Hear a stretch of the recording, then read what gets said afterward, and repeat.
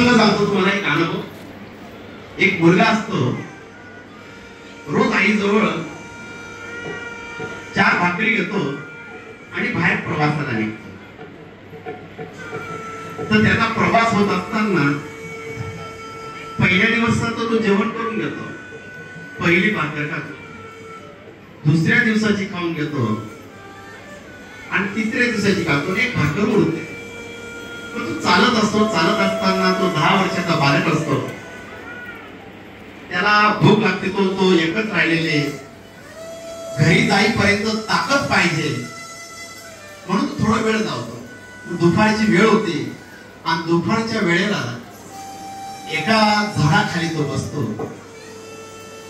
आणि ती पोळी काढतो. तो खायला सुरुवात करणार तेवढा 4 यात्रेकरू येतात. पहिला यात्रेकरू येतो, तो म्हणतो, ह्या एवढ्या जंगलामध्ये मला खूप भूक लागलेली आहे, तर तुमच्यात मला जेवायला देता का? त्याने त्याच्यात अर्धी पोळी तोडली, त्याला द्यायला सुरुवात केली. तेवढा तिसरा आला, दुसरा आला.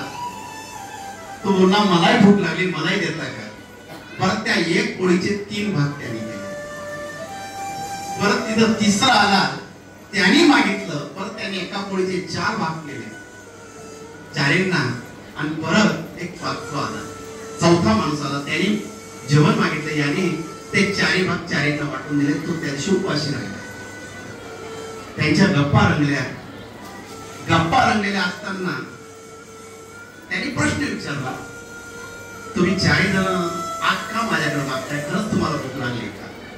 ते म्हणतात, खरंच आम्हाला भूक लागली. ते तुम्ही दिलं, तू माझं मन तृप्त केलेलं आहे.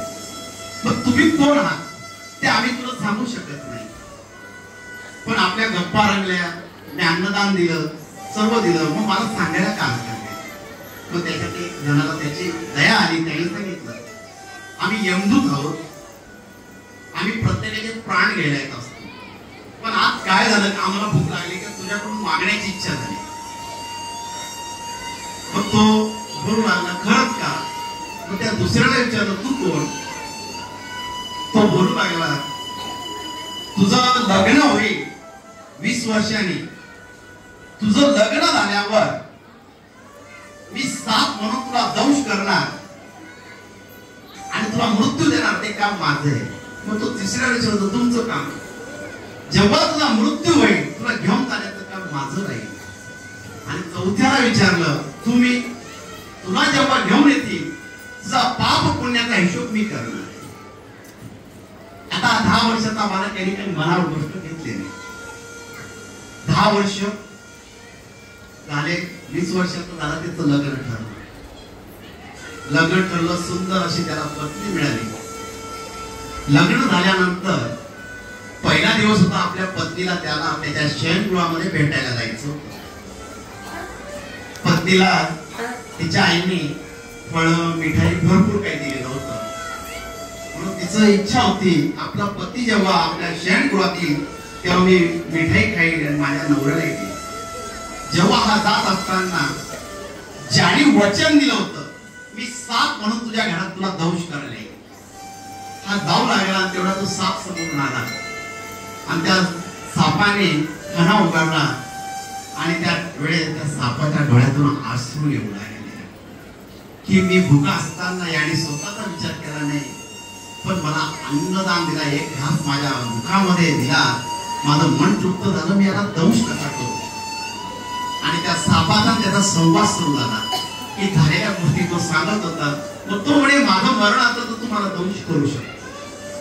हा संवाद चालू असताना त्याच्या पत्नीने खिडकीमधून सर्व ऐकलं आणि ती रडू लागली, आज माझा पहिलाच दिवस आणि माझा नवरा मला सोडून जातोय, याच्यासारखं दुःख काय माझ्यासाठी? आणि ती बिचारी रडू लागली तिच्या शयनगृहामध्ये. रडत असताना जर विधवा होऊन मारायपेक्षा मी बी खिडकीतून जीव देऊ टाकते, हा तिने पण केला आणि परत खिडकीजवळ गेली. आता जीव द्यायचा आपण ठरवलं तिने मनापासून.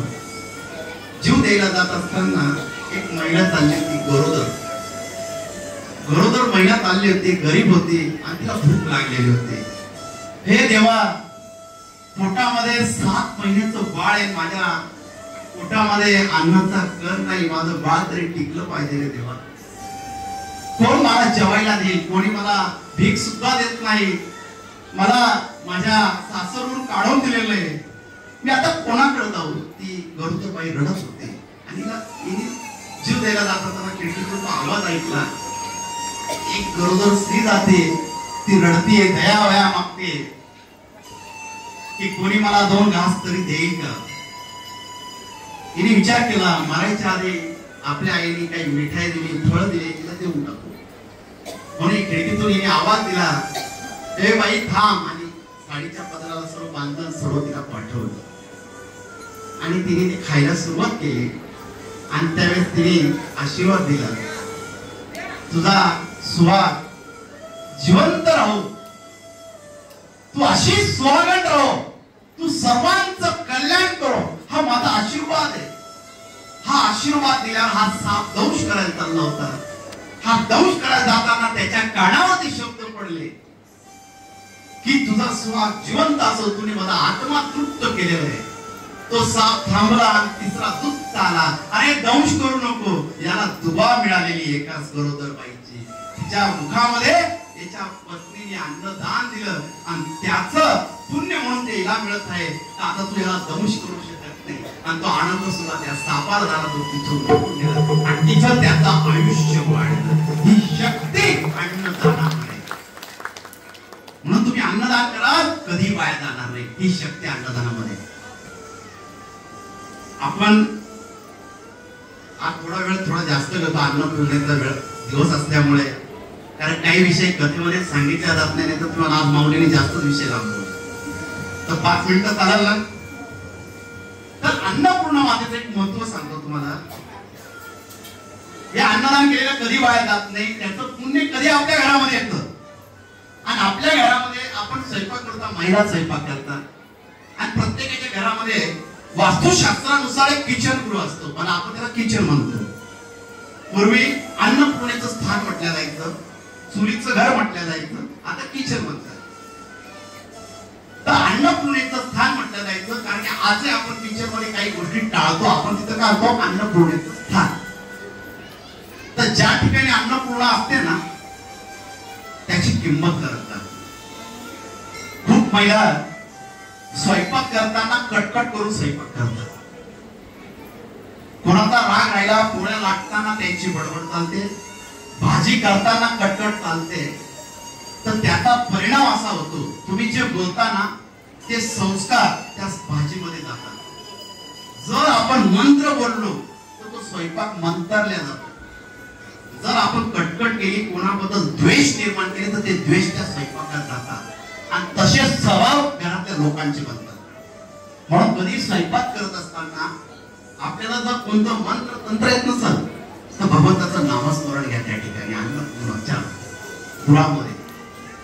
आणि अन्नपूर्ण मातेच्या गृहामध्ये एक महत्वाची गोष्ट सांगायची आहे. अन्नपूर्णाच्या गृहामध्ये खूप जण नॉनव्हेज करत असतात. शक्यतो आपल्या घरामध्ये नॉनव्हेज हे केलंच नाही पाहिजे. का?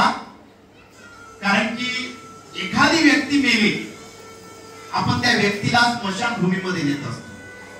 त्याला स्पर्श केला तरी आपण साबणाने हात धुवून आंघोळ करतो. का? तर त्या मेलेल्या व्यक्तीला आपला स्पर्श झालेला आहे. आणि त्या व्यक्तीला तिथं नेल्यावर त्याला अग्निडाग दिला जातो आणि काहींना जमिनीमध्ये पुरल्या जातं, मग त्याला कब्रस्थान म्हणतात.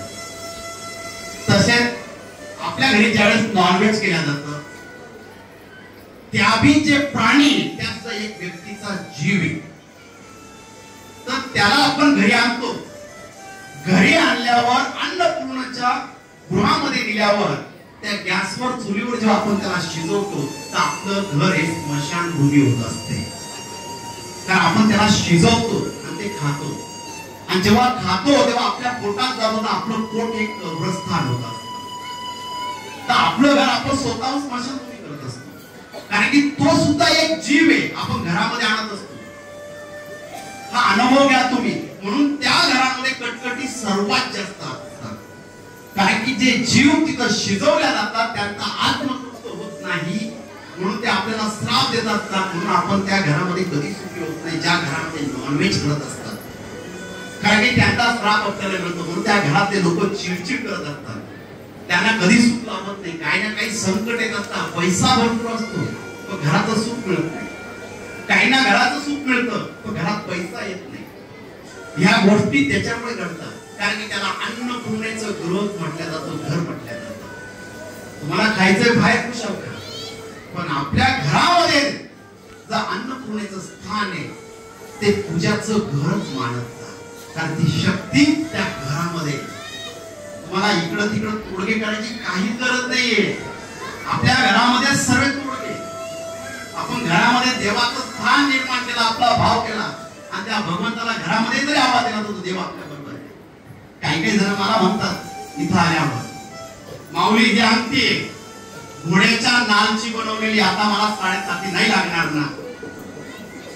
एक संतांचं मी प्रवचन ऐकलं होतं, त्याच्यात त्यांनी प्रसंग सांगितला, अरे तू घोड्याच्या नालची अंगठी बनवली पण त्या घोड्याने तर ती नाल पायामध्ये घातली होती पण त्याची 7.5 गेली नाही तर तुझी कशी जाणार आहे.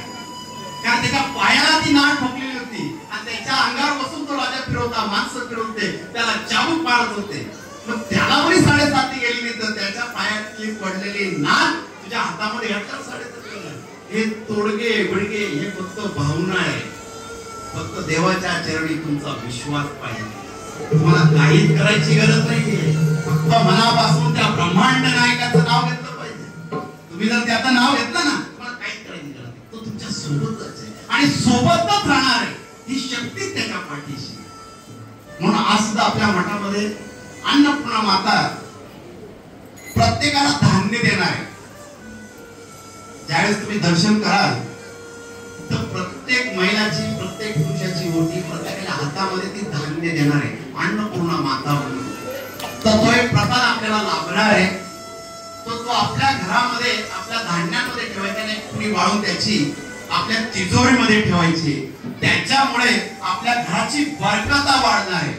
कारण की आज आपण अन्नपूर्णा माता म्हणून तिला मानलेलं आहे म्हणून ती आज अन्नपूर्णा माता म्हणून या मठात आलेली. तर तिला अन्नपूर्णा माता म्हणूनच बघायचंय, तो भाव निर्माण करायचा आहे. आणि ज्या वेळेस ती आपल्या हातामध्ये धान्य देईल तर तो भाव निर्माण करायचा आहे की माझी माता मला काहीतरी देते आणि मी ते घेतोय आणि ते आपल्या घरी धान्य जे देईल ते तर सर्वांनी घ्यायचंय. गर्दी कोणी करायचं नाही, लाईनीमध्येच उभं राहून भेटेल. कारण की गाभाऱ्यामध्ये जिथं प्रसाद देतात तिथं ती उभी राहून सर्वांना देणार आहे. ही स्वामींची कृपा आहे. हा ब्रह्मांड नाही की तुझ्या पाठीशी उभा राहिला ना तर एकच आशीर्वाद देईल, बस मी तुझ्या पाठीशी